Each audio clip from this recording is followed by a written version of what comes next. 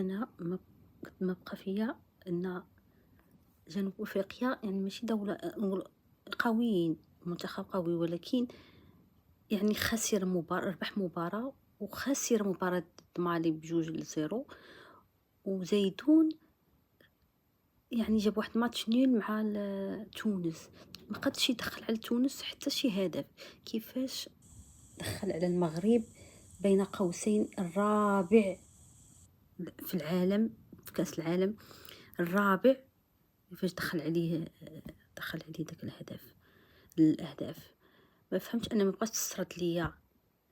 وهاديك واحد الرسالة ديك اللي يحتفلوا ويشطحوا ويغنيو من الأول، قالت ليهم غير خليهم من بعد، نتوما تشطحوا وتغنيو وتفرحوا كل ماتش وتسناو صبروا على حقكم. باقي قلت لهم داز السهل باقي الصعيب. يلا